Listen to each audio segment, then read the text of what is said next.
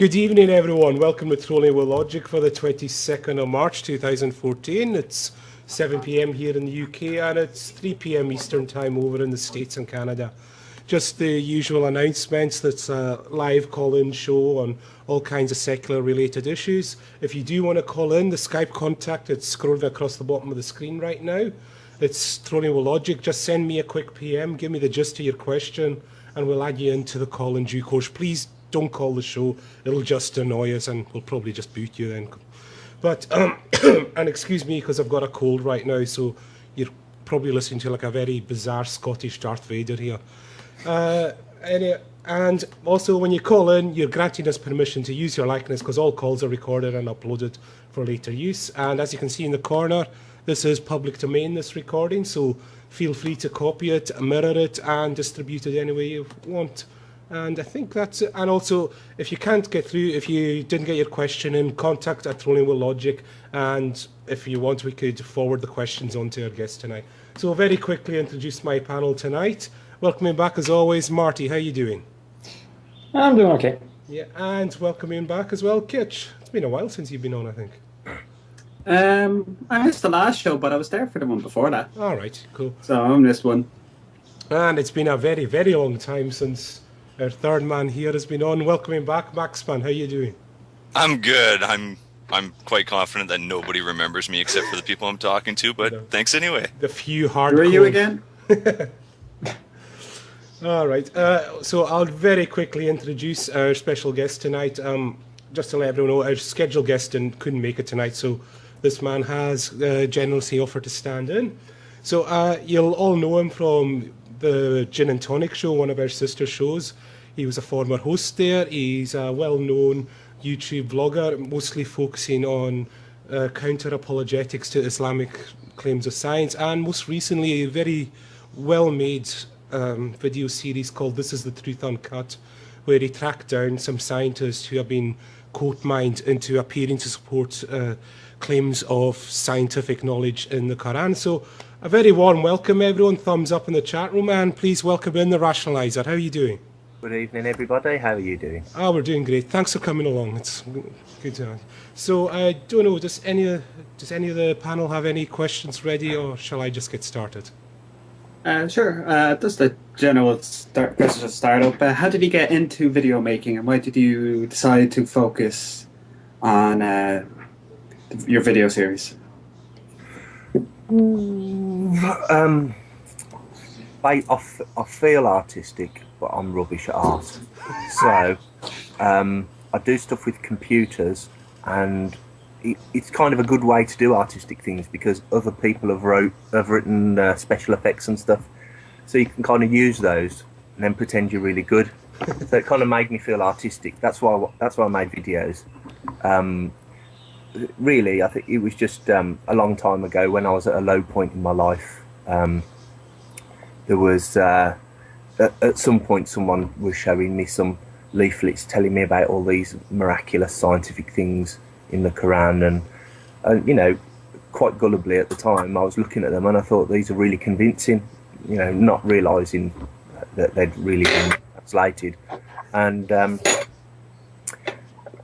think I was ready to go out proselytising, and but the first people I would have wanted to do that to would have been my family, and in anticipation of their counter arguments I decided that I would try to counter argue myself. Yep. So that I could have an answer ready for them.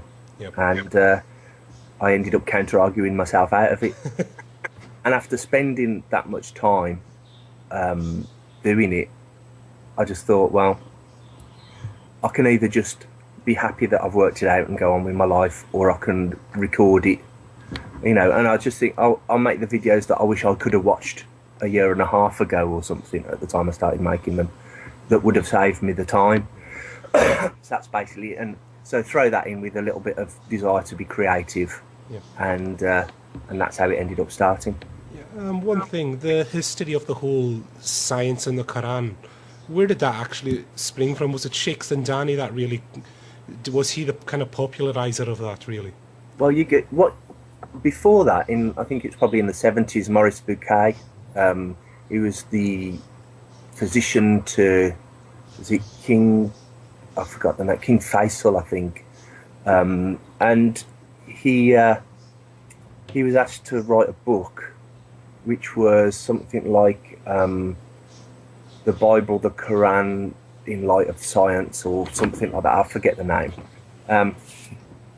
And basically, what it was is it was an exercise in saying, if we take the Bible literally, it's wrong, but if we don't take the Quran literally, it's not wrong. So rather than saying it contains this miraculous information, what they were doing was saying, if you've got any kind of scientific knowledge, don't worry, you're not going to lose your faith because I can explain everything. So it'd be stuff like how the Quran will talk about everything being created in 6 days. So what he'd do then is he'd go on to say the Arabic word liyom not only means days, but can mean some kind of epoch. So, that's not contradictory. And basically he went through what people would see as problems and told you why they're not problems, which he then pushed a slight bit further with a claim on the death of the Pharaoh of Moses, and tried to kind of push that a little bit as a bit of a miracle. But it was after that, really. I think that was the first step towards it. Okay. But then Zindani took it further. He was apparently doing talks at various universities in the Middle East, and it was allegedly one of Zindani's talks that got him introduced to Osama bin Laden, and set him off on his religious career. And he was his spiritual advisor. Apparently, he was the person that used to advise him whether or not a certain kind of attack was permitted or forbidden. And this Zindani had taken it further and was saying not only is it compatible with stuff, but it actually preempts scientific discovery, talks about things he couldn't possibly have known, which he then took onto a further level by tricking these various scientists to say certain things, which he then took out of context and pretended that the scientific community of the West believed it too. Okay, Marty, there's a chat room question that just came Yes. in. Can you address Quran chapter 67 verse 5? Muslims claim it has scientific basis. Okay, for one, what is it? It says that Allah ordained the sky with lamps and used them as missiles to drive away jinn. I think that's roughly what it says. Okay. Now, I don't think it actually literally mentions stars. It just says lamps. The heavens were decorated with these lamps. If you want, I can say the verse here just to clarify. Yeah, go ahead. And we have, from of old, adorned the lowest heaven with lamps, and we have made such lamps as missiles to drive away evil ones. We have prepared for them the penalty of the blazing fire. So, and just what's the science that apparently supports this? Actually, it's probably one of the clearest things in the Quran that contradicts science. I mean, when it's talking about decorating the heavens with lamps, it's pretty obvious that you've beautified the heaven with lamps. It's talking about stars, obviously. When it talks about using them as missiles, it's then talking about shooting stars. The back-end story to this is supposed to be that whenever some kind of revelation was given to a prophet on earth, that the jinn would all stand on each other's shoulders and make a really tall jinn pyramid. Jinn being a person that's made out of fireless smoke, but looks like a normal human. They'd make these jinn pyramids so that they could get really close to heaven and listen to what the revelations were. so then they could get down to the soothsayers really quickly and give them a bit of the revelation, but mix in a little bit of lies. So then you'd hear the beauty of the revelation, and it'd be mixed in with lies, and they'd use it to trick people. So what Allah would then do is he'd shoot shooting stars at them to shoot them down, to stop them from doing that. So that's the background of this verse.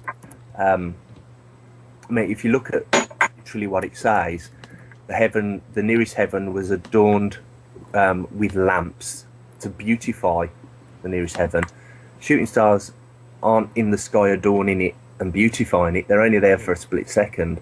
So it appears to be talking about the stars being the lamps, and that from the stars come missiles. They've made these stars missiles. So it seems as if it's saying that shooting stars either are actually stars or come from stars, and that they shoot down these jinn. Now, obviously, there's a lot of problems with that. Obviously, but I mean, first of all, if it is one of the apologetics that I've heard on this is, well, it's not wrong. Receding back to the Maurice Bouquet level, it's not wrong because ultimately they are made in stars, because all the rock and everything's made in stars. So it could be a miracle. But this is saying that if they're saying that the shooting stars have ultimately come from stars, well, they're like the nearest one's like 4 light years away. You'd have to know 4 years in advance where the jinn were going to be and what they were doing, and then shoot something at the speed of light temporarily to get to Earth and shoot them down. I mean, if that doesn't reek of predestiny, then I don't know what does. Interestingly, though, I've been reading a lot on historical cosmology recently, and there were various beliefs, and geocentricity was the one thing that most people believed in. And I mean, the Quran gets it so wrong. It's so much more geocentric than I ever thought it was. But one of these beliefs was Aristotle described that everything above a certain layer, a certain height, was ether. And if stirred, ether would kind of turn into fire. And the sun and the moon and the stars move slowly, which is why they don't burn up. But then some of these beliefs were that this kind of dome over the earth called a firmament, and it blocks out the light from the heavens, and amongst the stars were dim stars that you can't see, and that now and again they would fall off the firmament and fall towards earth, and as they did, they'd stir up the ether and burn up on the way down. So there was literally a belief that they were stars stuck on a firmament, and when they fell down, they would burn up as shooting stars. And if you look at this verse in the Quran, mate, it's exactly the kind of wording you would expect from someone who believed that was true. In addition to that, actually, as a point of interest, because there's the person who's written this had this belief that shooting stars shoot down these jinn at times of revelation. What I did is I went to some NASA sites and I backtracked through annual meteor showers, and there was a meteor shower in the holy month of Ramadan on the very year when Muhammad claimed prophethood. So it could possibly have been a bit of an influence on him, looking up in the sky, seeing all these shooting stars during the holy month of Ramadan, and then it's just another part of his confirmation bias, I suppose, that something big is happening. Oh, and it's me. But as to what the science is, I've never heard anyone actually say that this contains any kind of scientific pre-knowledge at all. I've only ever heard people try to explain it away and done so badly. Yep. Just one question related to that, and it's something that comes up quite a lot when you're dealing with Islamic. They always go on about how difficult the Quran is to translate. Is it really that difficult? Is Arabic so difficult to translate into English? Well, I can't tell you because I don't speak it. I only know a few words and a few semantic rules and things. there are tools on the internet that will let you look at the individual words, see what the root of those words are, where else the words are used in the Quran. So you can look at the same word in different contexts. So that's one useful thing. But I think the very important thing to do is, if you look at the classical commenters on the Quran, and the older the better, really, because they're closer to the beliefs of the time. You can read what people who did know Arabic said about it. So, for example, Al-Jalalain, there was two brothers, the Jalal brothers, and their commentary on this verse is, we have adorned the lowest heaven, the one closest to earth, with lamps, with stars, and made them missiles against the devils, should they attempt to listen by stealth to the revelation, in which case a meteor of fire detaches itself from the star, just like a brand is taken from a fire, and it either kills the jinn or deprives him of his senses. The star itself isn't displaced from its position. Basically, it shoots off a little bit of shooting star. So that's Al-Jalalain. These brothers obviously knew Arabic, because if they didn't, they wouldn't be, they wouldn't be two of the most famous commenters on the Quran if they didn't. They were the end of the 15th century, early 16th century, and that's only a few hundred years back. And even with the knowledge and advancements that we'd made since the 7th century, they were still claiming that this is what this means, that stars actually shoot off little bits of meteorite. And of course, that was another one of the misconceptions, is that the stars are all the same distance away from the Earth, which is why you don't observe any parallax. Guys, do you have any follow-up questions there? Yes, I got a couple questions. Granted, I just want to precursor that the context to which I'm forming a lot of these questions is sort of playing devil's advocate, because, well, it's more fun. Have you ever found any claims in the Quran that were true that don't fit the cultural knowledge in the 7th century in that region? I have scoured endlessly, and basically what I find in the Quran is mediocre repetition. I mean, it may be beautiful in Arabic. I'm told it is, even by ex-Muslims who are Arabic speakers. They say some parts of it are a bit crap, but some of it are linguistically absolutely beautiful. But, for me, that's not enough of a miracle.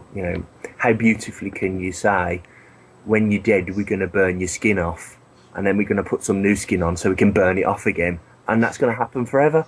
I mean, how beautifully can you put that? But all I've ever found in there is things that I would expect from someone that was ignorant of the way that biology and the universe worked. There's misconceptions in there that were common. Is a baby produced from what comes out of the testicles or the kidney? The Quran says it's produced from between your backbone and ribs. That's where your kidney is. All right. How's this excused? Oh, well, during development, this is a miracle, you see. During development, the testicles actually develop in the same place that your kidneys develop.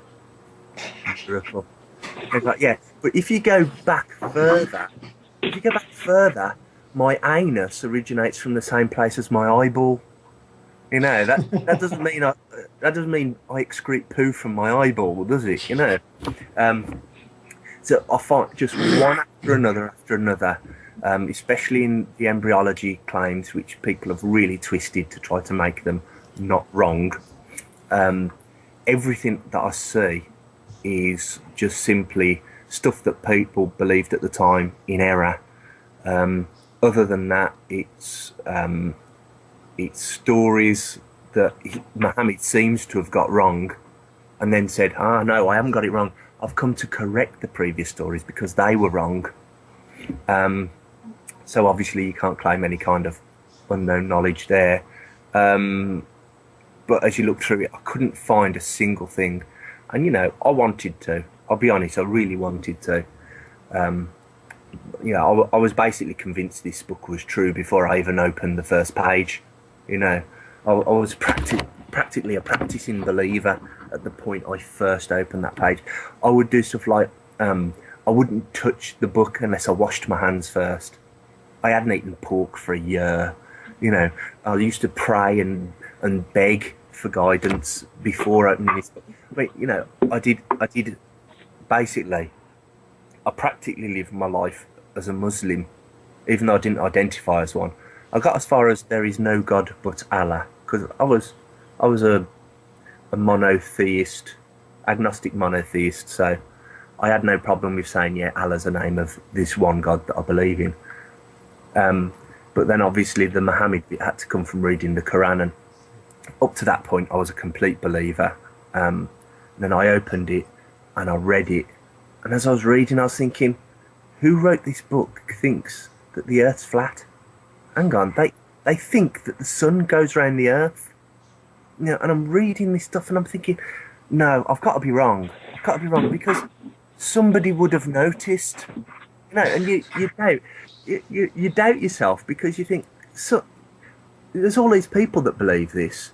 You know, I'm obviously being really stupid. But then the more you look at it and you read the exegesis on it, and you look at the classical thoughts on it, and they say things like, yeah, the earth was spread out on the water, just like in Genesis, and all of this stuff's in there, and I put it out of my head. No, I'm not understanding it. I'll put that out of my head. I'll keep reading. The book, if there's an all-knowing, all-powerful entity out there, it will not only know how to convince me with this book, it will also have the power to put that into the book and convince me. And I wanted to be convinced, and I just read it, and it's just, God, this is so damn awful. I really struggled to get to the end of the book. By the time I was halfway through, it was a real chore. But I read it through just in case, you know, on the last page there was the one final thing that would convince me. You know, I gave it a fair try, and I've read it a number of times since. Absolutely nothing beyond common misconception of the time. Absolutely nothing. It's just simply, this is the book of truth, and if you don't believe that, I'm going to burn you. Okay, so hypothetically, if you did find a verse in the Quran that clearly described the process of evolution down to the very core definition of it in the scientific method, how would that impact you? Well, at the time, it would have convinced me. Now I would just say that seems to describe the system of evolution through natural selection. You know, I just like, you know, if Darwin had said God came and told me this one day, and then I went out and found all this evidence, here you go, I'd have just thought, oh, he's just gone out and found the evidence. You know, that sounds feasible. I wouldn't have accepted it was from God, because that's a different proof. You know, I mean, the thing is evolution's just yet another thing that the Quran flies in the face of. You know, there's so many Muslims that, I mean, not all of them. You know, there are a lot of Muslims that will say evolution's true, and then there's this middle ground where they say it's true, but only for animals, not humans. Which I can't understand that position at all. So, you know, evolution is a really big sticking point, and, you know, people fund talks at Islamic associations in universities and things, where they'll travel round peddling this anti-evolution rubbish, you know, about how a single cell can't even form, so how can you make an eye, and trilobites used to have thousands of eyes, and now and then later they had less, so that's anti-evolution. That proves the opposite, and you know, and they go around basically giving this information out. If you believe in evolution, you become a Darwinist, which is kind of a code word for you will go around killing crippled people or something.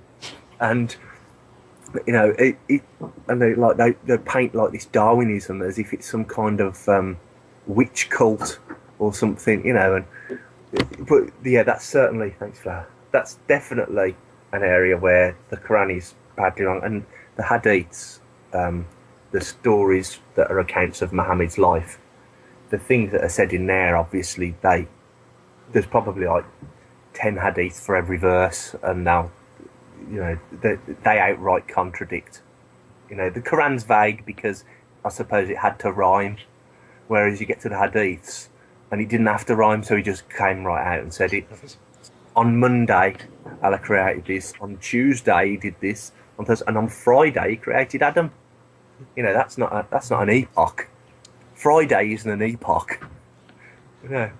Just out of complete ignorance, what exactly is a hadith? Right. Muhammad had his companions, which are a bit like Jesus' disciples, and they lived the number of years with him, stayed close to him and what have you. And then, because the Quran says that Muhammad is the perfect example of how to live your life, people obviously thought it's important that we know how he lived his life. So somebody started to compile a list of sayings and actions of Muhammad, and what they did is they had a chain of narration. They call it an isnad. So it would start with Muhammad, and then maybe it would go to his wife Aisha, and then to someone that Aisha told, and someone she told, finally down to the person who catalogued it. And there's various strengths of these. They say, well, that person went a bit mad later in life, so that's probably not true. And this person was known to be a bit of a liar, so that's probably not true, and stuff like this. But then in other cases, you've got one collection, Bukhari, and another collection, Sahih Muslim, and they'll say the same things, maybe through different isnads, which kind of makes it seem stronger that people believed. In other words, it had an older origin of the story at the very least, and a lot of people look to these for jurisprudence. Like, you know, what did Muhammad do when this happened? What did he do when this happened? And, you know, if you look in the Quran, for example, as far as I'm aware, there's nothing about killing homosexuals. It says that Allah killed homosexuals. Well, it says he killed people a lot. It doesn't say explicitly for homosexuality, although it does deride it quite a lot. You know, you've committed something which no animal before you has ever done, and stuff like this. And you know, so Allah killed these homosexuals, but as far as I've seen, I can't see anything in there that says humans should kill homosexuals as a punishment. But then if you turn to the Hadith, it tells you to throw them off cliffs and things like this. So this is where the jurisprudence comes in. You know, this is obviously what you're supposed to do, because Muhammad was supposed to have done it according to these Hadiths. But obviously, you've got to suspect that they were made up for political reasons along the way, like people saying, oh, Muhammad said that the best tribe was us, we're the ISIS and stuff like this. And there are actually hadiths and stuff out there that say this kind of thing. So essentially, that's what a hadith is, and some of them are just utterly ridiculous, and some of them are completely mundane. Like, if you go to the toilet, you have to step into the bathroom with your left foot first. When you leave, you have to step out with your right foot first, because your right foot is more pious than your left foot. So your left foot's got to stay in the dirty room the longest. You know, it's all things like this. You can't have a poo with your bum facing Mecca, and all sorts of things in there. So that is essentially what hadiths are. All right, Marty, as you're the scientist again, you got a question of your own? Yeah, actually, I have. I'm familiar with several of the scientific claims the claims about science that are supposedly made in the Quran, but could you just sum up like a few of them, like the ones that are really commonly used by Islamic apologists, and really silly ones I'd really like to hear about? Scientific claims in the Quran. One of them is it's about waves, internal waves of the sea, what that was, the miracle is supposed to be that at some point we discovered that waves on the ocean surface aren't the only waves. Not only are there different currents beneath the sea, but they actually kind of form waves as well. And the Quran mentions this because it talks about there being waves upon waves. It says something like the non-believers are in darkness. It's like if they look at their hand under the sea, they can't see it because there's no light. But then it says they can hardly see because they're covered by a wave, which is covered by a wave with a cloud on top. And they always miss out the bit about the cloud on top.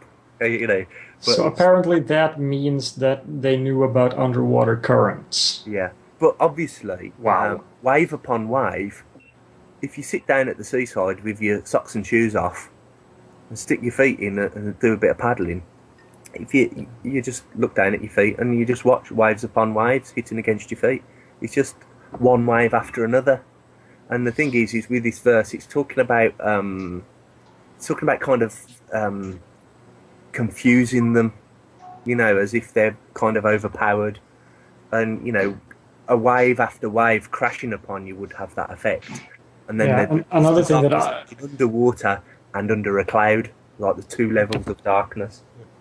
I also get sort of the impression that it could, of course I don't get the context, but that they're talking about superposition of waves, which is not an amazing discovery if you could actually see that there are waves within waves. Yeah, that's not a hard thing to observe when you're looking at water. Mm-hmm. So it's not amazing at all. I mean, that's one of the things. Is how could Muhammad have known that it's dark at the bottom of the ocean? Well, how about pearl divers that existed a long time before Muhammad probably realised it got a bit darker the deeper they dove. Yeah, and you can just when I was a child, in a boat on deep water, you can look over the side and see. Why can't I see the sand? When I was a kid, right, my brother used to like fishing. He bored me silly. I'd go off, but as I walked, I'd always notice at the edge of the pond, I could see the fish. And then when I tried to spear them with my bamboo stick, because I was a little boy pretending to be a hunter, they'd swim into slightly darker water, and then it was too dark to see them. And, I was about 6 or 7. If a 6 or a 7-year-old can say it gets darker the deeper the water is, you don't need to invoke God to come up with something like that. Let's see what there's the Quran on mountains, because it says that something about the mountains were placed on the earth. The earth was spread out, and then mountains were placed on it to stop it from shaking. And it was like it uses some phrase that's like stakes or pegs or something like that. And they say, well, they just beg the question, how could he have known about mountains having roots? You'd think they were just like big paperweights. You wouldn't know that they went down into the earth. But then if you look in the Book of Job, someone's telling some story about someone digging down beneath the mountain and digging down to the root of the mountain. So, the fact that it was written down hundreds of years earlier, it was a belief that mountains had some kind of roots. It also supports the idea that the Earth's been spread out, and because it will wobble around and flap, the mountains were put on as paperweights to stop it shaking. But of course, it can't possibly mean that. It's got to mean something else. Origin of the universe. The heavens and the earth were once one, and we tore them asunder. The fact that, like, Egyptians believed in this one entity that was ripped into two different gods, one that formed the earth and one that formed the sky, and they were ripped apart. It's just another regurgitation of something else. Obviously, the heavens and the earth aren't separate. They're all still part of the same thing. Expanding universe. It says something like, look how big the sky is, and we are the expanders.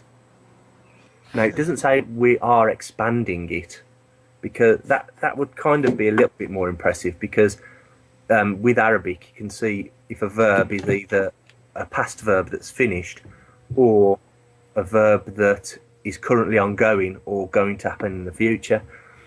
But unfortunately, this isn't a verb. It's like it just says we are its expanders. But that doesn't necessarily mean it's still expanding. It could mean that when they were together, they were pulled apart, it was expanded. It was once made really big above your head, and we're the ones that did that. Just like I would say, my mother is my giver of birth. But, you know, I'm not still on the way out, obviously. So I wouldn't have the camera on. So, yeah, there's that. And of course, you know, if you do believe in that everything goes around the earth, and you do believe that this dome firmament above your head, what happens each night? Something expands across the sky. The heavens expand across the sky every night. That's a really mundane one.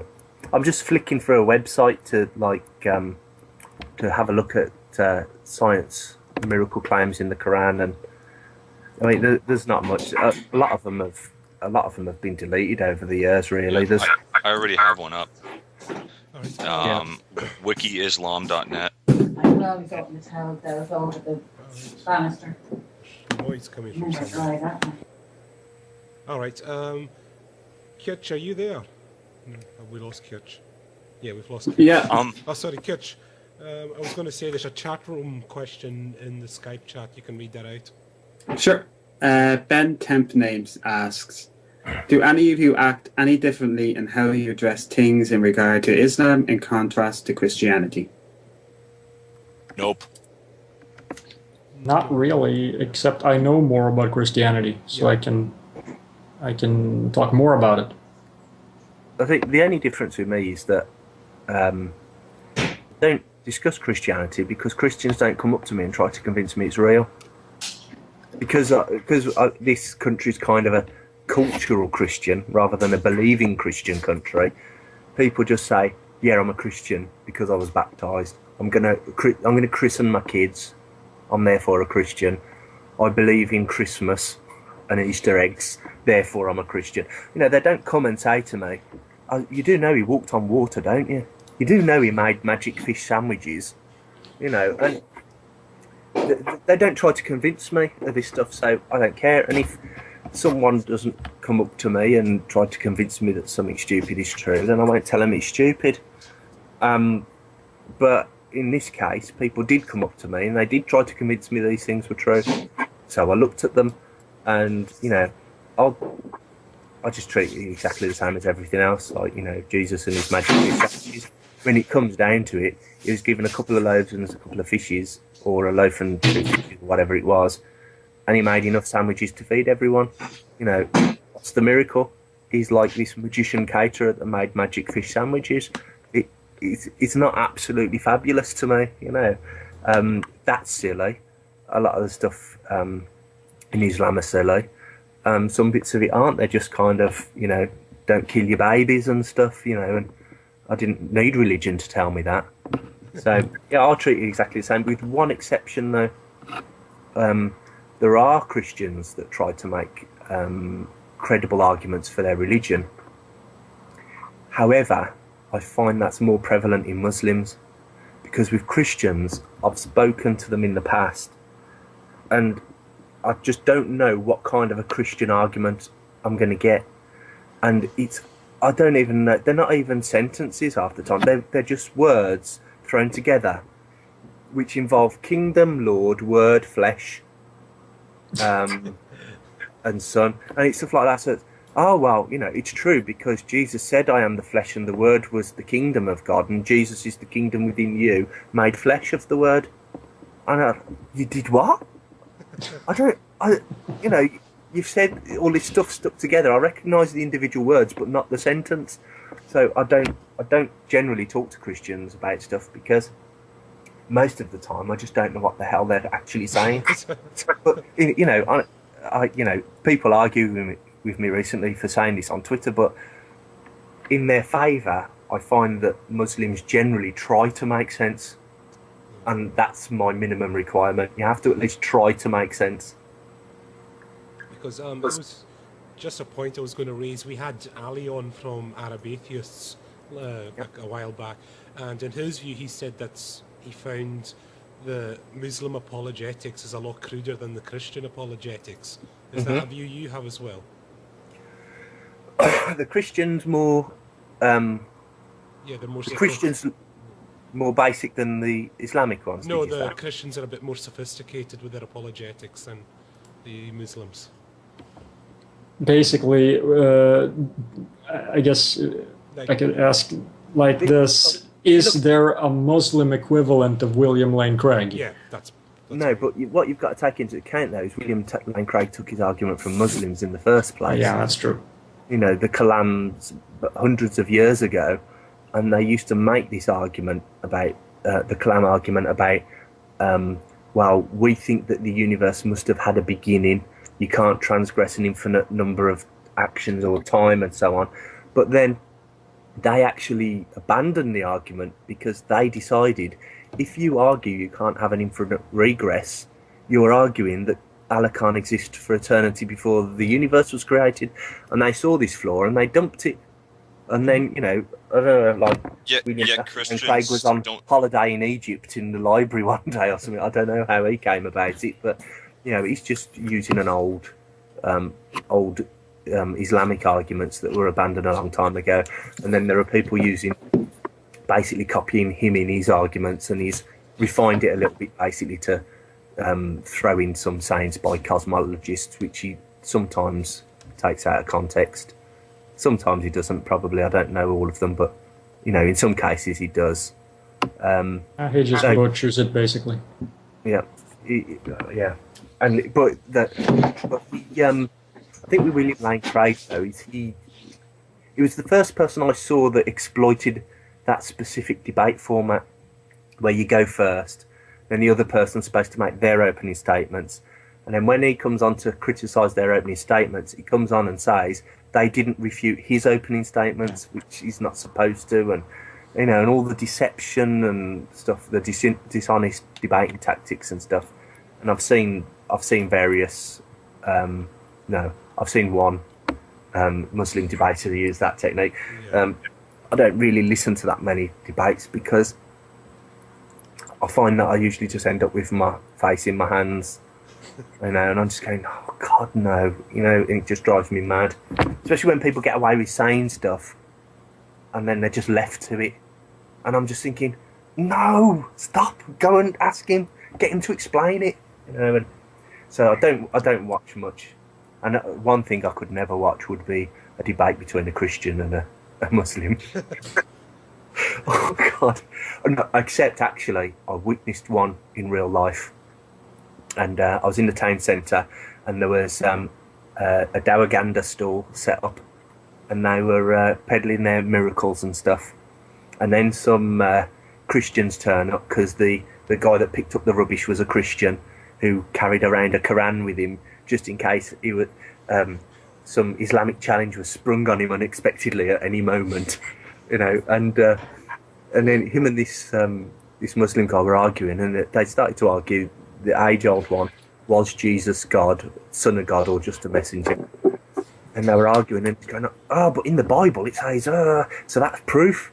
And then the Muslim goes, but in the Quran it says, no, he's not the Son, God is one. And he goes, yeah, but in the Bible it says it, under Quran, and they just kept going backwards and forwards.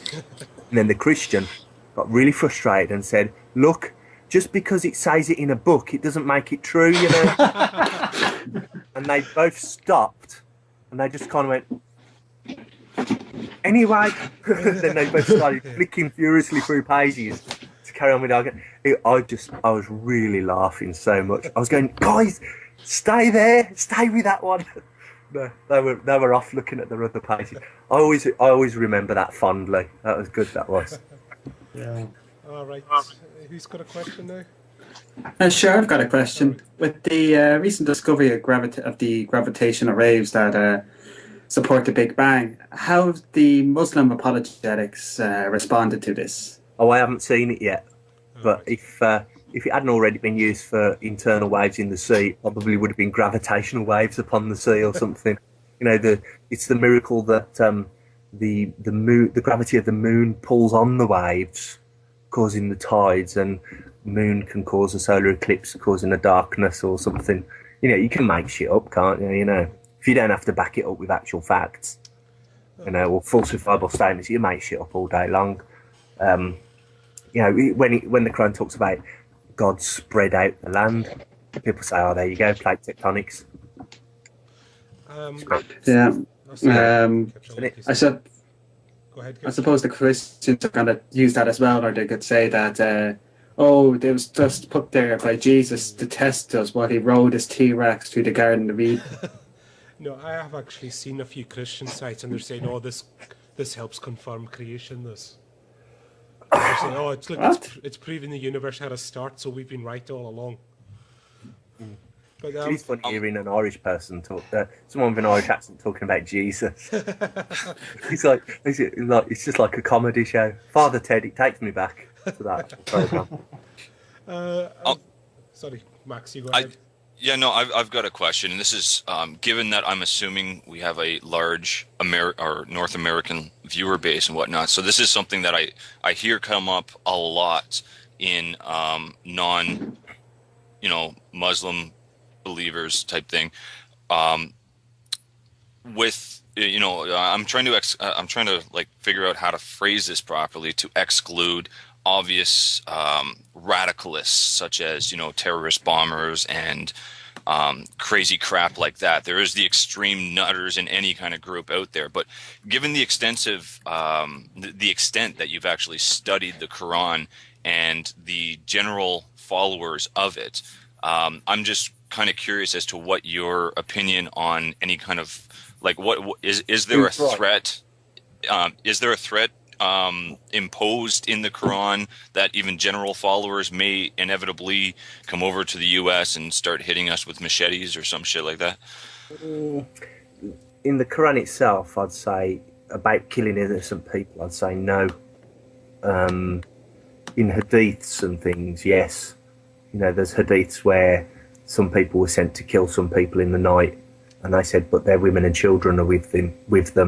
What happens if we kill them by accident? We don't want to be guilty of that. And Muhammad was supposed to have said, well, they are of them. Now, obviously, there's going to be a lot of people that will look at that hadith and say, no, it's weak, or someone made it up, or whatever. I don't know. Basically, I don't believe in the hadiths anyway.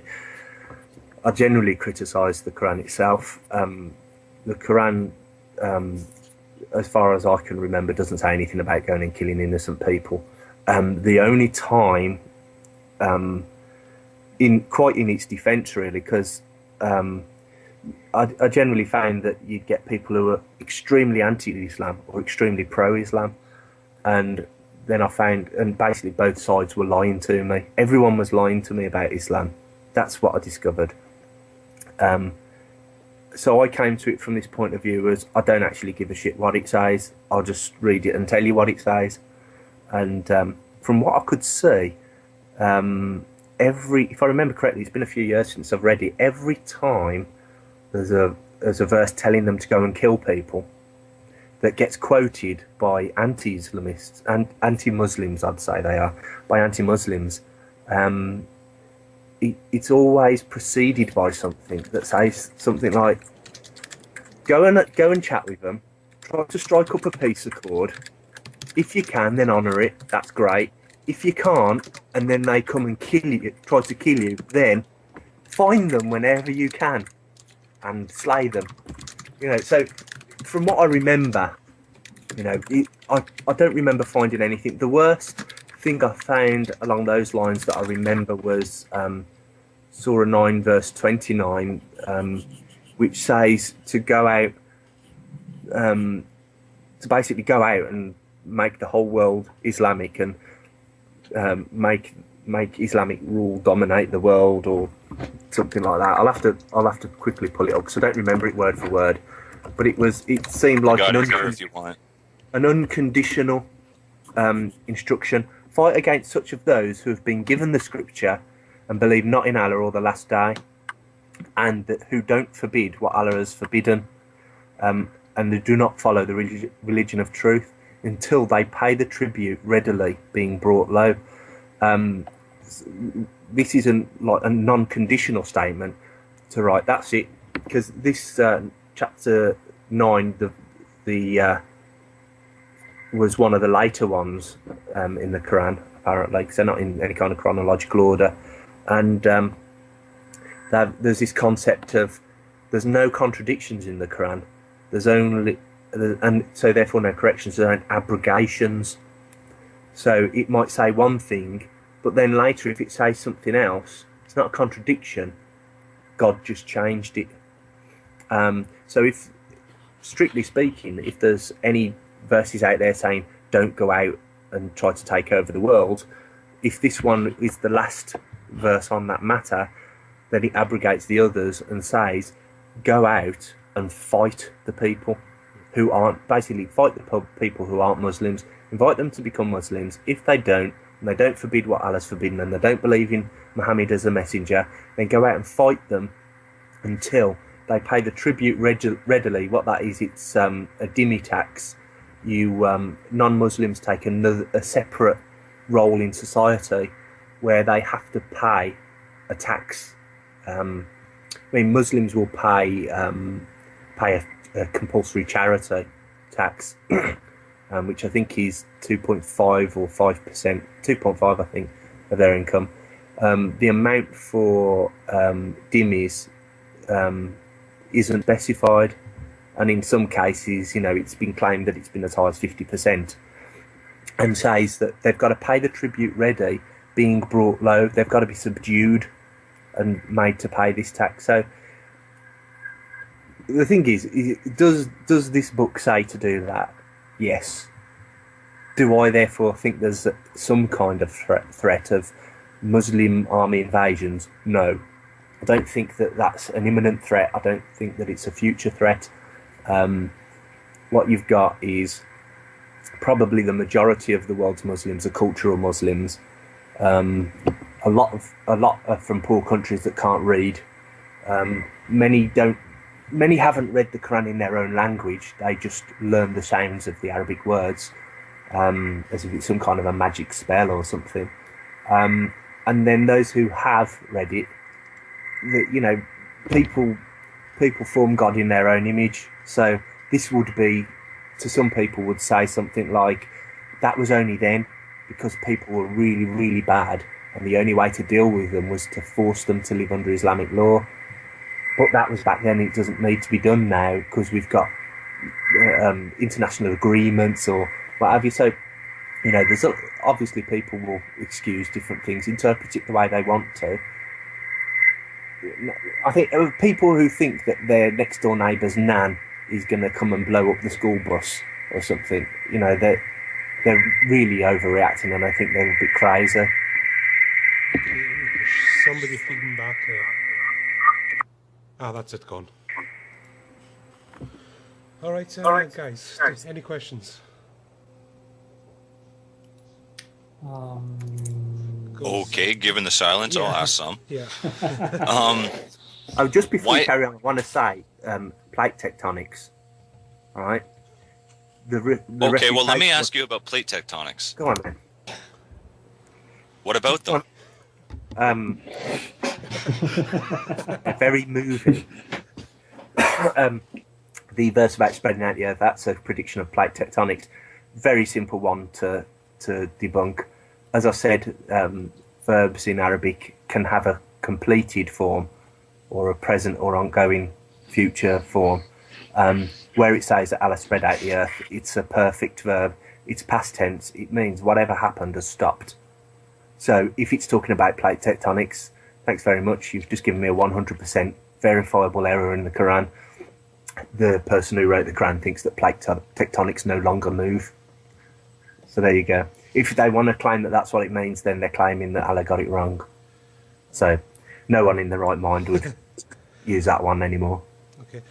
Yeah, carry on. I just wanted to make sure that I mentioned that, because when I said plate tectonics earlier, I didn't want people saying, but he didn't tell us, so it must be true. I was going to move on to like your most recent video series. This is The Truth Uncut. So can you give us a little bit of background on how you came up with the idea for doing that and what was involved in tracking some of the people down? So probably start off with what was This Is the Truth, basically where it all started. Well, from what I learned, scientists were generally sold different things. I always thought that there would be one deception, and that everyone was brought together under that common deception, but that wasn't the case. I don't remember which of the professors it was I spoke to. One of them had said that he was told that the mullahs were paranoid about science. They were worried that people would read the Quran, think that it was scientifically inaccurate, and then apostatize, and therefore the mullahs were suppressing science in the Islamic world. And seeing as, like, you know, most of our Greek scientific literature comes through Arabic translations, and all the scientific knowledge that came our way through Arabic translators in the past, it was seen as kind of a shame that this scientific approach was given up on. So the idea put to some of them was, what we want to do, we want to go to these mullahs and say, don't worry, I'm an expert on geology, biology, marine life, whatever, and I can tell you that if I read the Quran, there's nothing in there that is absolutely wrong, right? So it's not going to threaten your position of power, and the hope was that they would convince these mullahs, they'd lighten their grip. Science would once again start to flourish in the Arab countries, and he was even asked to bring over the Carl Sagan's Cosmos videotapes with him to show them and stuff like this. So that was one of them. Someone else, this one was definitely Pete Palmer, because I remember him saying it. He was the first point of contact in America. He was told that what they do is they read through the book periodically and try to make sense of words that didn't make sense to them before. Is there any way they can reinterpret them to give them more modern meanings and so on, so that the understanding of the language doesn't get stagnant? In other words, they were saying that they like to change the meaning of words every now and again so that it's not wrong. And he agreed to go and do that. He was the person that phoned up a few other Americans to go along, like Bill Hay, and a few that don't actually get touted around much. And he was interviewed for a number of days, and they interviewed him on camera.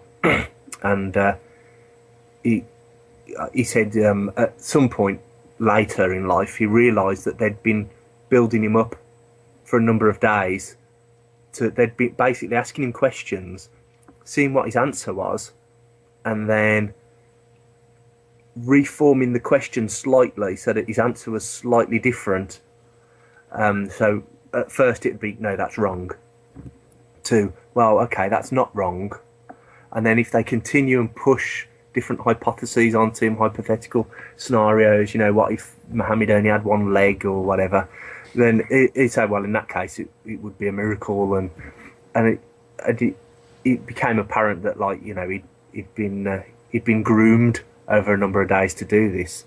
I mean, Pete Palmer actually, he said that this occurred to him, but he actually didn't know anything about the way that Zindani had used these videos, because he videoed it, and he basically would cut bits of video out. So, for example, the marine biologist Bill Hay, he was told that it was to try to progress science in the Arab world. It was probably him who was asked to bring the Cosmos discs with him, and he he on video said, well, these things that you're saying to me are really quite remarkable. He's not saying what I've read is remarkable. He's saying what you are telling me about what is written is remarkable. And then Zindani comes back onto the screen, edited after the event, says, oh yes, it is indeed quite remarkable that an illiterate man in the desert, in the middle of the desert, could know this 1400 years ago. And when I asked him what he thought would be the source of this information, he said, and then it cuts to Bill Hay saying, well, I would say that it was the divine being. And now you can imagine when I was going through this stage of being convinced that this stuff was real, I'd been shown these videos, and it's like, who am I to question this guy who's got some kind of PhD in marine biology, geology, all sorts of stuff, and then on comes this this physics guy, and he says, oh, Muhammad couldn't have known this stuff just from his mind, he couldn't have known it. And then someone else comes on and goes, no, I have no problem, this came from God. And they're saying these words, and I'm thinking, holy shit, you know, this stuff is real. This is real. This is, you know, you can't trick someone to say, I think it's come from the divine being. How do you do that? But then, of course, when I met Bill Hay, he explained exactly how they did it. And it was the extremely fictitious scenario to say, well, imagine, you know, do you think this information is dead on correct? No. Well, is it dead on correct the way we've said it? Well, you know, the things that you've been saying are extremely difficult to explain, or extremely interesting. There you are, that's one cut. Okay, and do you think that this information could have been from the divine being? No, he probably just got it from Aristotle. Well, what if he'd never heard of Aristotle? Oh, well, he probably heard it from Galen. Oh, what if writings of Galen had never been there? Well, you know, he'd probably just heard it from sailors or tradespeople. Well, what if he lived in the middle of the desert? Well, then he'd have probably travelled to the sea as a merchant. You know, he travelled. Well, what if he lived in the middle of the desert? There were no religious people around him to tell him this stuff. He never used to talk to anyone. He never left the house. And he couldn't read and never had any books. In that case, what do you think? Well, in that case, I'd think it was the divine being. Cut. There you go. And then you just tell the rest of the audience, you just outright said, what do you think of the Quran? Well, I would think it's from the divine being. You just changed the question completely. There you go. You've got your edit. Alfred Kroner, he said that his invitation was absolutely nothing to do with religion at all. It was just some kind of science conference that was held somewhere, and they hold them all over the world, and that's where it was that year, and they just went. And then during a break, some people came on with television cameras and asked him some questions, and he did his best to answer them based on having no knowledge of the subject whatsoever, and on Quran favourable interpretations. And there you go. That's how he got pulled in. I mean, it's, you know, there is the Keith Moore and Vid Persaud, the two guys. They look like a duo, and I have to be careful what I say here without giving them good reason to take me to court, especially being as I'm in the UK and libel's pretty. It's like the libel. Tourist libel spot of the world, isn't it, the UK? Yeah. So, but in the case of Keith Moore, now he does a long speech. I remember kind of glazing over and thinking, well, you know, he's not impressing me with the information in the Quran and reality. And then he said, Muhammad couldn't have known this. I have no problem at all with the proposal that this came from the one who knows everything, God. Right, it just outright says it came from God. And I thought, I've just watched a 45-minute presentation. It's not edited at all. Not only that, but he's reading from a script. And in that, he's just clearly saying, and thus God did it. And, you know, that, and I just thought, oh, you know, there's absolutely no arguing with this. But then you look into it, and the first thing that becomes apparent is Keith Moore says that there's no way that Muhammad could have known this. Yet he's got a book called The Developing Human, which is all the different stages of embryology and what have you. And in the beginning of the book, he talks about embryology throughout history, and he discusses Galen's work. So he's obviously familiar with Galen's work, and there is nothing in the Quran that Galen didn't say beforehand, almost word for word. So the first thing that occurs to me is this guy's not being honest, because he does know how Muhammad could know this stuff, because he's already written about Galen. In addition to that, as you read through his own book contradicts the things that he's saying in the video. He's in the video it'll say something like the bones form first and then the flesh grows on and around the bones. That's what the Quran says, and that's what happens. But then, if you actually read his book, it says the bones and the flesh form in situ at the same time. So his own book is contradicting what he's saying in this video. There's a special edition of this book, The Developing Human. It's by Moore and Persaud. That's the other guy. And it's the Developing Human with Islamic additions, it's called. And it was really hard to get hold of, and I got hold of a copy. I had to contact some bookshop in Saudi Arabia, and they went out hunting for it. And they were very helpful, very nice actually. And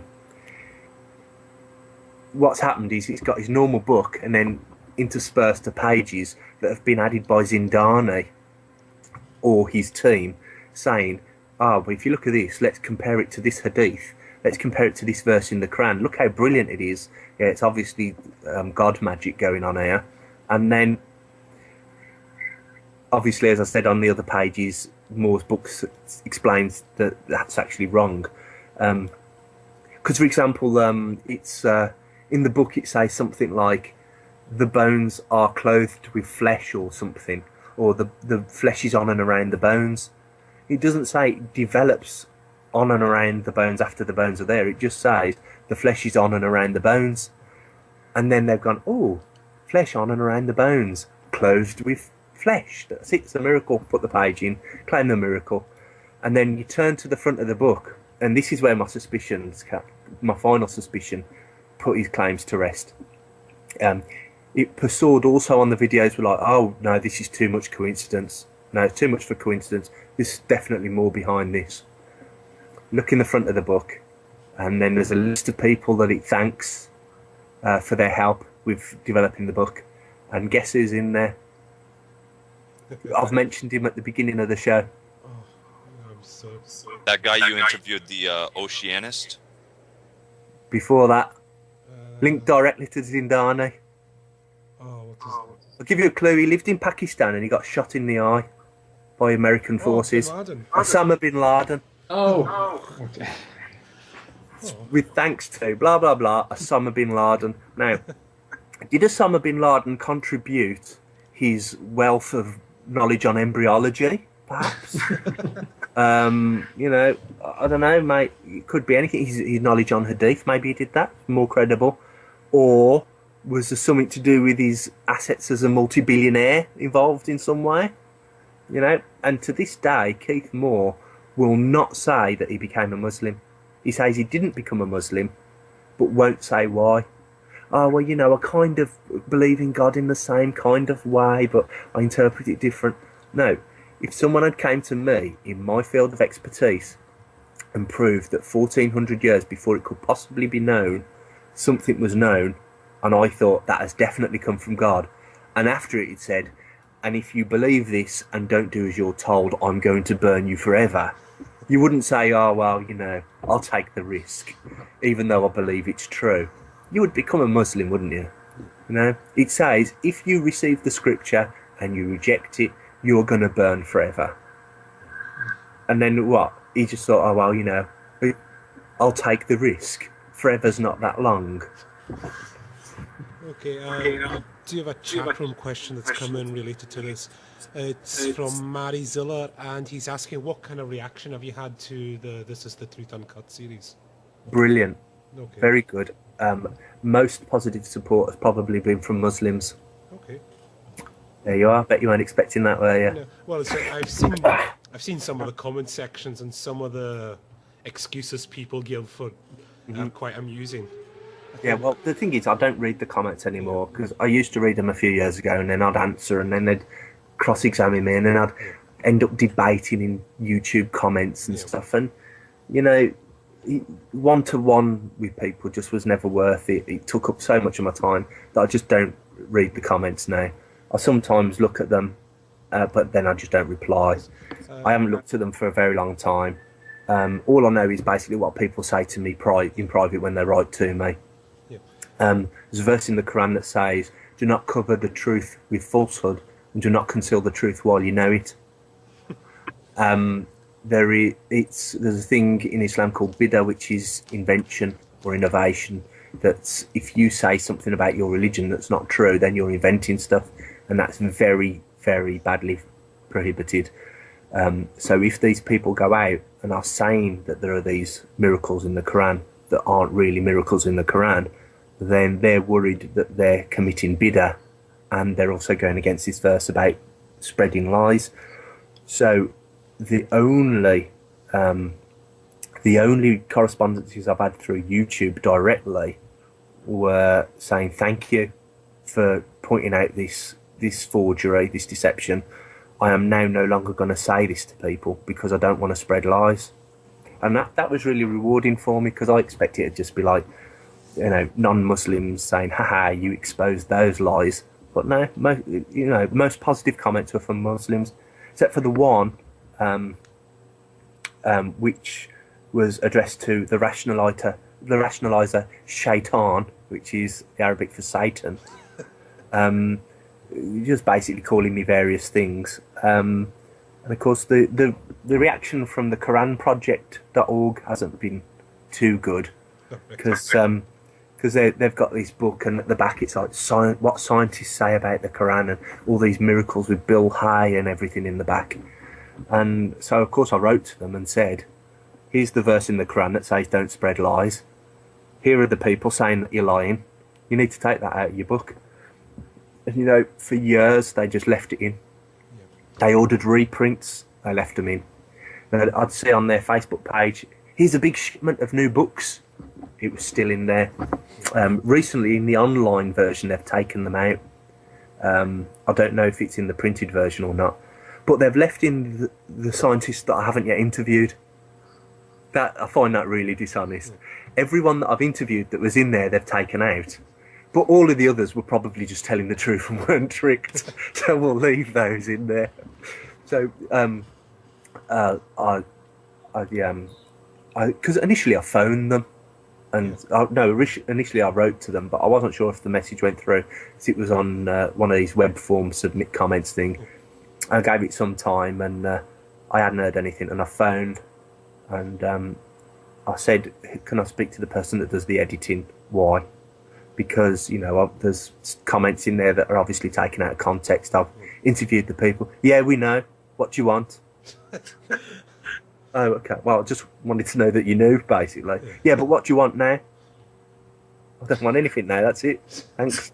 It's so aggressive. It's like I'd been distributing nude photos of his mum or something.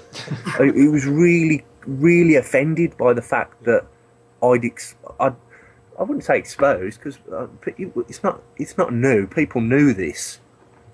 But the only reason that I decided to try to video chat with them is I found Alfred Kroner first, and I wrote to him, and he wrote me back this letter, and it was obviously a copy and paste letter because it was addressed to Dear XXX, and it just his standard thing. He didn't answer any of the questions that I wrote. In this first section, I wrote and asked 5 questions, and then underneath that, he then answered my questions, and I wrote, and I was, oh, brilliant, now I know what happened in the case of Alfred Kroner. And I thought, but I can't just put this email on the web, because I could have just typed this myself. No one's going to believe. I wouldn't believe it, except for that I know that I'm honest, And so I asked him to do this video interview, and he agreed. And it was some time afterwards that I realised that in the past, I had actually heard Phil Hellenes on YouTube had read out this exact same letter. I was scouring through his old videos and I came across one, and it was about scientists and the Quran and stuff. And someone called Jeremias111, I think it was, had sent him an email he'd had from Kroner, and there it was, Dear XXX, and the whole thing. And it suddenly hit me. I remember hearing him read it out and thinking, yeah, he could have just written that. And it was exactly what I suspected people would think of me. So that's why I went to the video interviews, obviously. Yep, I wanted to bring in Kitch there on that subject, like with scientists going to conferences. I mean, is there any guidelines in place for what kind of conferences you can go to and that? Or like, you know, how these guys got misrepresented and led into things? Well, no, it's just, you know, what can you do? It's just a meeting, isn't it? It's, you know, it wasn't like some... Oh, sorry, that was directed like to only Kitch, symposium of Einstein and Dirac and people, you know. It wasn't anything like that. It was just, you know, people turn up and they tell each other what they've found out about geology recently. You know, it was that kind of thing. They hosted it. I mean, Bill Hay said that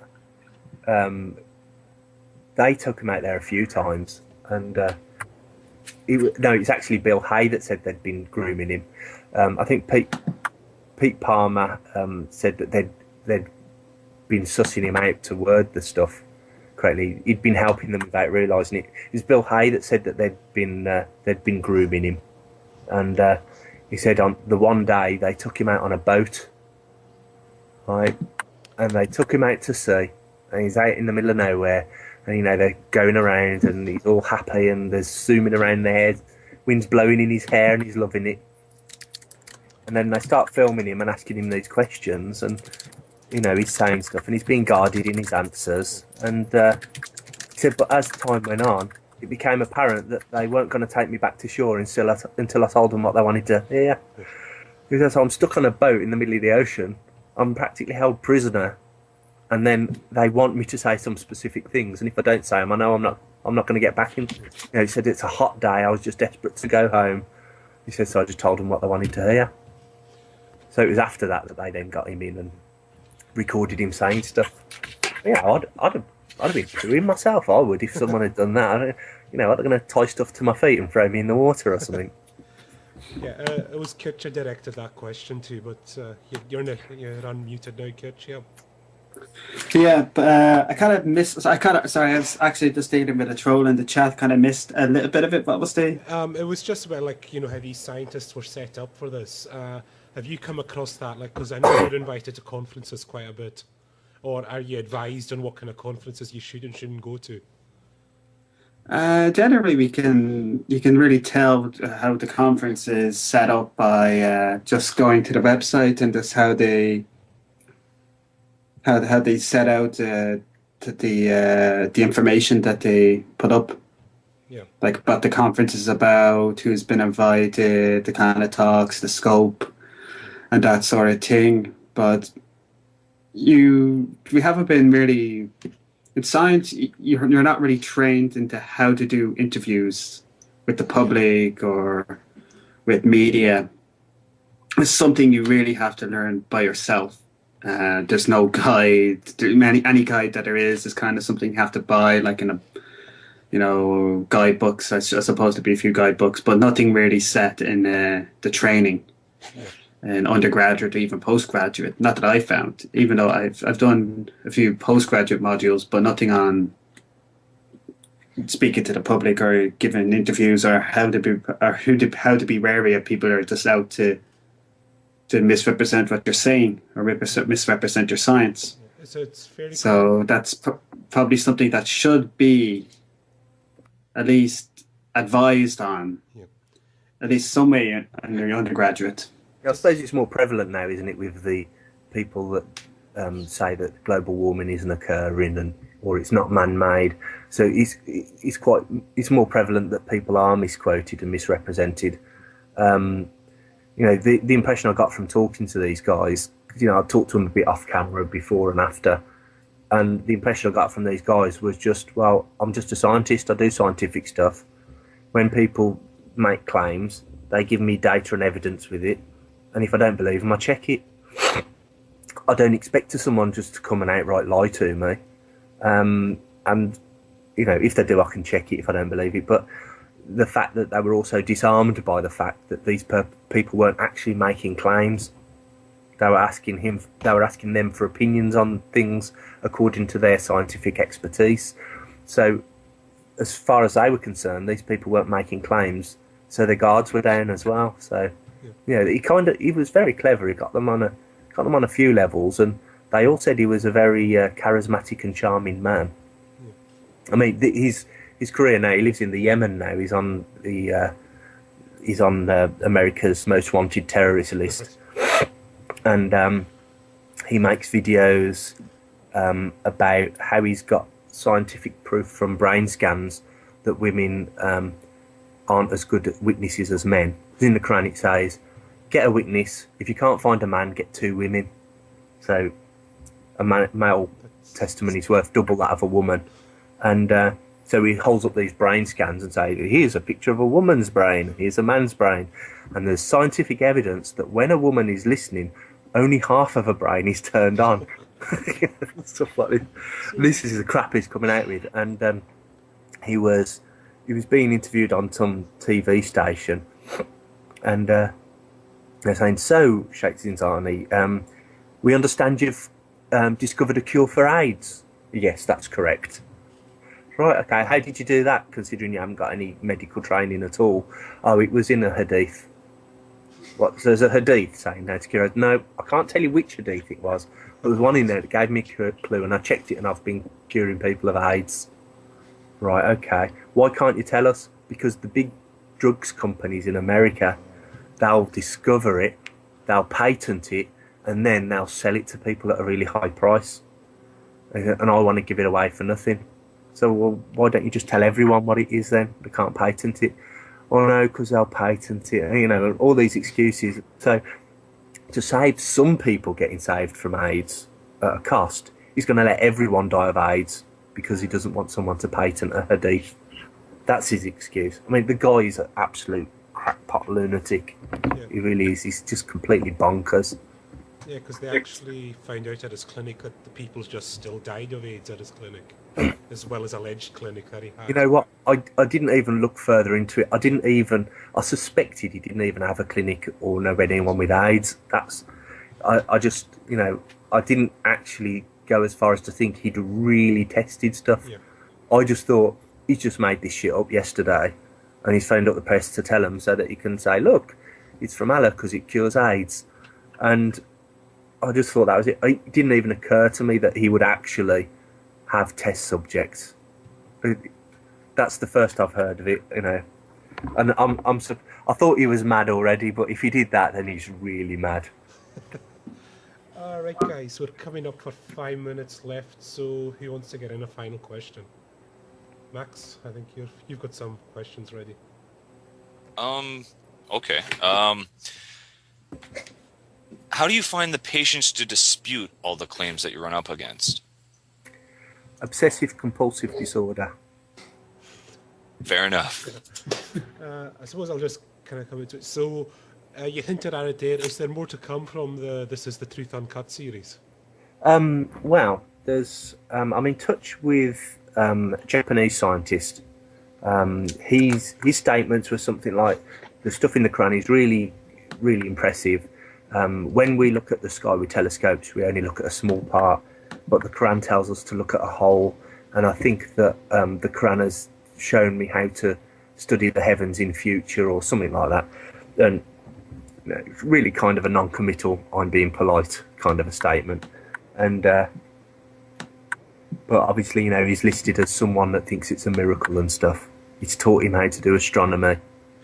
And I've been in touch with him, and he wasn't aware of this stuff, like Pete Palmer wasn't. He wasn't aware of this stuff. And somebody who watches my videos, his wife is Japanese, and she's kindly been translating in emails, and she's phoned. She spoke to his wife for about half an hour, who was shocked. And the reason that they're shocked is this Quran Project org, they've been buying billboard space in places like Waterloo Station, Victoria train station, the busiest train stations in the UK, and they've got these full-size billboards all about miracles in the Quran and stuff like this.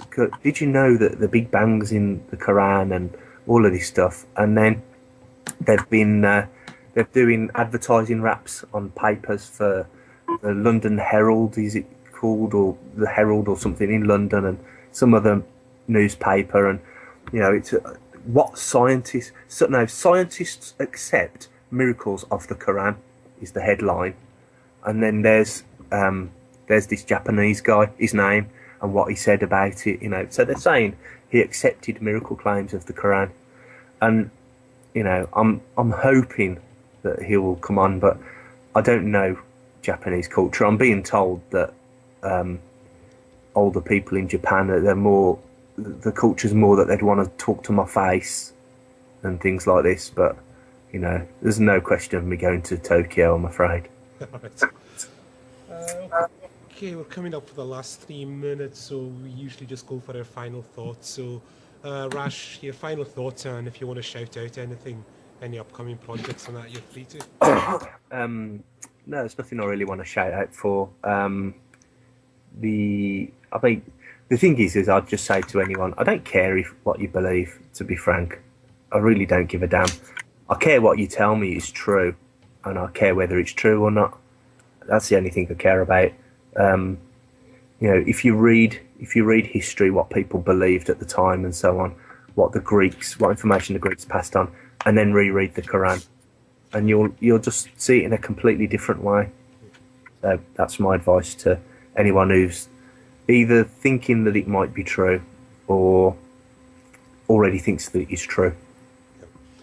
All right, I'll just go around my co-host. So, Max, you're back from your hiatus. Your final thoughts, please. Sorry, what was that? Your final thoughts. We usually just round up everyone's final thoughts with them. Final thoughts. Actually, I think Rationalizer put it very, very good. I don't really care what people want to believe. I mean, I grew up a theist, so I understand how you sort of grow up into it and you never really question it and things like that. But yeah, when you want to step over that boundary and sort of assert this as fact or scientific, then you're going to come up against a wall of facts that dispute your claims, and that's where we see conflicts. So outside of that, I don't know. Enjoy your life. All right, Kurt, final thoughts, please. I'd just like to echo that, and thanks, and major thank you to the Rationalizer for coming on the show and making it really interesting and insightful. Okay, and Marty. Yeah, thanks for inviting me along. Yeah, thanks for coming. I feel like Islam is something that we really don't talk about all that often. People often say that, why don't you pick on Islam as much as you pick on Christianity and so on. And it's a simple case of I don't know enough about Islam, and I live in a society that is, where Christianity is far more common than Islam. So, and I think we all can say the same thing. But it's great to actually have someone around for the show who knows a thing or two about Islam and who addresses it in a skeptical way. So it was really interesting to have you here. Yeah, a big thank you to Rash for coming along. There is just one more thing I'd want to say, and it's not about Islam or Muslims. It's about non-Muslims. And as I said from the start, I discovered that Muslims were lying to me and non-Muslims were lying to me. Non-Muslims who criticise Islam, who were making up lies about it, they're just not really helping any kind of situation at all. It just makes it difficult for Muslims to trust anyone who doesn't agree with them. And the people that stereotype, there's like Anjem Chowdhury in the UK, who calls for people to be killed all over the place and what have you. These people are fringe nutcases, and 99% and over of the Muslims you will ever meet are absolutely nothing like that whatsoever. And what I'm trying to get across is, just because you don't like what you read in a book don't go around hating the people that think that's true, because you don't actually know what it is that they believe or what they're like. So I just wanted a bit of suppress some anti-Muslim rhetoric that I dislike thoroughly. Okay, yeah, very true. Absolutely agree. And thanks everyone for turning up. It's been a fantastic turnout tonight. Really, really wonderful to see all your people out. And we're back next weekend. And I'm going to ask you again, how do you pronounce the guy's name? I know it's Patrik Linderfors. Yeah, that's our guest next week. I'll just quickly read. He is a professor of anthropology at Stockholm University. So it's another Norwegian for Marty to interview. Sorry, I had to slip that in. But yeah, he's got a nice little book out saying, God, oh geez, the title's in Swedish, so I'm not even going to attempt to pronounce it. But he's got a nice little book out. I'll put the link, and he's also doing a Kickstarter for his next new big book called Divine Placebo, and he's kindly agreed to come along. And I'm speaking to him right now because also next weekend the Madness, Mayhem and Charity is running at the same time, so I'm speaking to him to maybe we can sell off a few copies of his book with the proceeds going to the AIDS charity, which is all very worthwhile. And everyone, please tune in for that and us next week and donate some money to all of that. So thank you very much. Again, everyone in the chat rooms, big thumbs up to Rash for turning along. It's been really fascinating. Big thumbs up from the crew. And we'll see you all in a week's time. And I say, pay attention to the Facebook, the podcast, and the YouTube. The links are all down below. It'll be uploaded within the next few days. All right. Good night, everyone. Hope you enjoyed it. Bye. It was allegedly one of Zindani's talks that got him introduced to Osama bin Laden, and it set him off on his religious career. And he was his spiritual advisor. Apparently, he was the person that used to advise him whether or not a certain kind of attack was permitted or forbidden. And this Zindani had taken it further and was saying not only is it compatible with stuff, but it actually preempts scientific discovery, talks about things he couldn't possibly have known, which he then took onto a further level by tricking these various scientists to say certain things, which he then took out of context and pretended that the scientific community of the West believed it too. Okay, Marty, there's a chat room question that just came yes. in. Can you address Quran chapter 67 verse 5? Muslims claim it has scientific basis. Okay, for one, what is it? It says that Allah ordained the sky with lamps and used them as missiles to drive away jinn. I think that's roughly what it says. Okay. Now, I don't think it actually literally mentions stars. It just says lamps. The heavens were decorated with these lamps. If you want, I can say the verse here just to clarify. Yeah, go ahead. And we have, from of old, adorned the lowest heaven with lamps, and we have made such lamps as missiles to drive away evil ones. We have prepared for them the penalty of the blazing fire. So, and just what's the science that apparently supports this? Actually, it's probably one of the clearest things in the Quran that contradicts science. I mean, when it's talking about decorating the heavens with lamps, it's pretty obvious that, you know, you've beautified the heaven with lamps. It's talking about stars, obviously. When it talks about using them as missiles, it's then talking about shooting stars. The backing story to this is supposed to be that whenever some kind of revelation was given to a prophet on earth, that the jinn would all stand on each other's shoulders and make a really tall jinn pyramid. Jinn being a person that's made out of fire smoke, but looks like a normal human. They'd make these jinn pyramids so that they could get really close to heaven and listen to what the revelations were. So then they could get down to the soothsayers really quickly and give them a bit of the revelation, but mix in a little bit of lies. So then you'd hear the beauty of the revelation, and it'd be mixed in with lies, and they'd use it to trick people.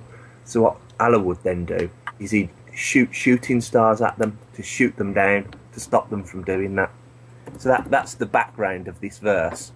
There was at some point someone was showing me some leaflets telling me about all these miraculous scientific things in the Quran, and you know, quite gullibly at the time I was looking at them and I thought these are really convincing, you know, not realising that they'd really been translated. And I think I was ready to go out proselytising, and but the first people I would have wanted to do that to would have been my family, and in anticipation of their counter arguments, I decided that I would try to counter argue myself, so that I could have an answer ready for them. And I ended up counter arguing myself out of it. And after spending that much time doing it, I just thought, well, I can either just be happy that I've worked it out and go on with my life, or I can record it, you know. And I just think I'll make the videos that I wish I could have watched a year and a half ago or something at the time I started making them, that would have saved me the time. So that's basically it. And so throw that in with a little bit of desire to be creative, and that's how it ended up starting. One thing, the history of the whole science in the Quran, where did that actually spring from? Was it Sheikh Zindani that really, was he the kind of popularizer of that, really? Well, you get what before that, in I think it's probably in the 70s, Maurice Bucaille, he was the physician to, was it King, I forgot the name, King Faisal, I think, and he was asked to write a book which was something like the Bible, the Quran in light of science, or something like that. I forget the name. And basically what it was is it was an exercise in saying, if we take the Bible literally, it's wrong, but if we don't take the Quran literally, it's not wrong.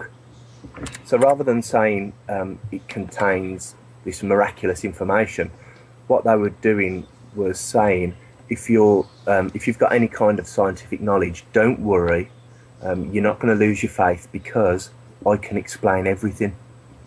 So it'd be stuff like how the Quran will talk about everything being created in 6 days, so what he'd do then is he'd go on to say the Arabic word liyom not only means days, but can mean some kind of epoch.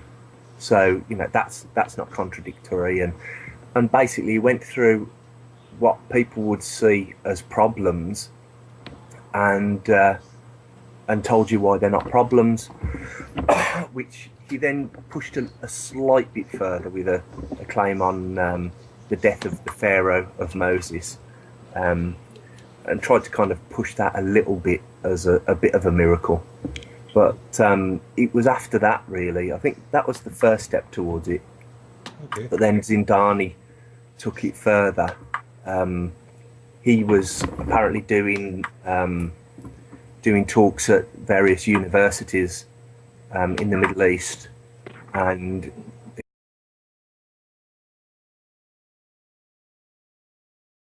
good evening, everyone. Welcome to Trolling with Logic for the 22nd of March 2014. It's 7 p.m. here in the UK, and it's 3 p.m. Eastern Time over in the States and Canada. Just the usual announcements. That's a live call-in show on all kinds of secular-related issues. If you do want to call in, the Skype contact, it's scrolling across the bottom of the screen right now. It's Trolling with Logic. Just send me a quick PM, give me the gist of your question, and we'll add you into the call in due course. Please don't call the show. It'll just annoy us, and we'll probably just boot you then. But, and excuse me, because I've got a cold right now, so you're probably listening to like a very bizarre Scottish Darth Vader here. And also, when you call in, you're granting us permission to use your likeness, because all calls are recorded and uploaded for later use. And as you can see in the corner, this is public domain, this recording, so feel free to copy it, mirror it, and distribute it any way you want. And I think that's it. And also, if you can't get through, if you didn't get your question in, contact at Rolling with Logic. And if you want, we could forward the questions on to our guest tonight. So I'll very quickly introduce my panel tonight. Welcoming back, as always, Marty. How you doing? I'm doing okay. Yeah, and welcoming back as well, Kitch. It's been a while since you've been on, I think. I missed the last show, but I was there for the one before that. All right, cool. So I missed one. And it's been a very, very long time since our third man here has been on. Welcoming back, Maxman. How you doing? I'm good. I'm quite confident that nobody remembers me except for the people I'm talking to, but thanks anyway. The few hardcore... Who are you again? All right. So I'll very quickly introduce our special guest tonight. Just to let everyone know, our scheduled guest couldn't make it tonight, so this man has generously offered to stand in. So you'll all know him from the Gin and Tonic show, one of our sister shows.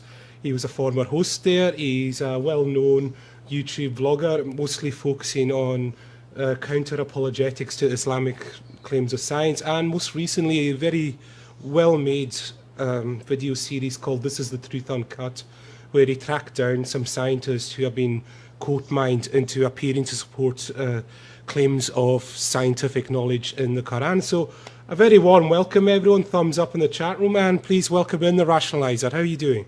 Good evening, everybody. How are you doing? We're doing great. Thanks for coming along. It's good to have you. So I don't know, does any of the panel have any questions ready, or shall I just get started? Sure. Just a general question to start up. How did you get into video making, and why did you decide to focus on your video series? I feel artistic, but I'm rubbish at art. So I do stuff with computers, and it's kind of a good way to do artistic things because other people have written special effects and stuff. So you can kind of use those and then pretend you're really good. So it kind of made me feel artistic. That's why I made videos. Really, I think it was just a long time ago when I was at a low point in my life. Holy month of Ramadan, on the very year when Muhammad claimed prophethood. So it could possibly have been a bit of an influence on him, looking up in the sky, seeing all these shooting stars during the holy month of Ramadan. And then, it's just another part of his confirmation bias, I suppose, that something big is happening. Oh, and it's me. But as to what the science is, I've never heard anyone actually say that this contains any kind of scientific pre-knowledge at all. I've only ever heard people try to explain it away and done so badly. Yep. Just one question related to that, and it's something that comes up quite a lot when you're dealing with Islamic. They always go on about how difficult the Quran is to translate. Is it really that difficult? Is Arabic so difficult to translate into English? Well, I can't tell you because I don't speak. I only know a few words and a few semantic rules and things. There are tools on the internet that will let you look at the individual words, see what the root of those words are, where else the words are used in the Quran. So you can look at the same word in different contexts. So that's one useful thing. But I think the very important thing to do is if you look at the classical commenters on the Quran, and the older the better really, because they're closer to the beliefs of the time. You can read what people who did know Arabic said about it. So for example, Al-Jalalain, there was two brothers, the Jalal brothers, and their commentary on this verse is, we have adorned the lowest heaven, the one closest to earth, with lamps, with stars, and made them missiles against the devils should they attempt to listen by stealth to the revelation, in which case a meteor of fire detaches itself from the star, just like a brand is taken from a fire, and it either kills the jinn or deprives him of his senses. The star itself isn't displaced from its position. Basically, it shoots off a little bit of shooting star. So that's Al-Jalalain. These brothers obviously knew Arabic, because if they didn't, they wouldn't be, they wouldn't be two of the most famous commenters on the Quran if they didn't. They were the end of the 15th century, early 16th century, and that's only a few hundred years back. And even with the knowledge and advancements that we'd made since the 7th century, they were still claiming that this is what this means, that stars actually shoot off little bits of meteorite. And of course that was another one of the misconceptions, is that the stars are all the same distance away from the Earth, which is why you don't observe any parallax. Guys, do you have any follow-up questions there? Yes, I got a couple questions. Granted, I just want to precursor that the context to which I'm... I mean, if you look at literally what it says, the nearest heaven was adorned with lamps to beautify the nearest heaven. Shooting stars aren't in the sky adorning it and beautifying it. They're only there for a split second. So it appears to be talking about the stars being the lamps, and that from the stars come missiles. They've made these stars missiles. So it seems as if it's saying that shooting stars either are actually stars or come from stars, and that they shoot down these jinn. Now, obviously, there's a lot of problems with that. Obviously, Yeah. but I mean, first of all, if it is one of the apologetics that I've heard on this is, well, it's not wrong. Receding back to the Maurice Bucaille level, it's not wrong, because ultimately they are made in stars, because all the rock and everything's made in stars. So it could be a miracle. But this is saying that if they're saying that the shooting stars have ultimately come from stars, well, they're like the nearest one's like 4 light years away. You'd have to know 4 years in advance where the jinn were going to be and what they were doing, and then shoot something at the speed of light temporarily to get to Earth and shoot them down. I mean, if that doesn't reek of predestiny, then I don't know what does. Interestingly, though, I've been reading a lot on historical cosmology recently, and there were various beliefs, and geocentricity was the one thing that most people believed in. And I mean, the Quran gets it so wrong. It's so much more geocentric than I ever thought it was. But one of these beliefs was Aristotle described that everything above a certain layer, a certain height, was ether. And if stirred, ether would kind of turn into fire. And the sun and the moon and the stars move slowly, which is why they don't burn up. But then some of these beliefs were that this kind of dome over the earth called a firmament, and it blocks out the light from the heavens, and amongst the stars were dim stars that you can't see, and that now and again they would fall off the firmament and fall towards earth, and as they did, they'd stir up the ether and burn up on the way down. So there was literally a belief that they were stars stuck on a firmament, and when they fell down they would burn up as shooting stars. And if you look at this verse in the Quran, mate, it's exactly the kind of wording you would expect from someone who believed that was true. In addition to that, actually, as a point of interest, because there's the person who's written this had this belief that shooting stars shoot down these jinn at times of revelation. What I did is I went to some NASA sites and I backtracked through annual meteor showers, and there was a meteor shower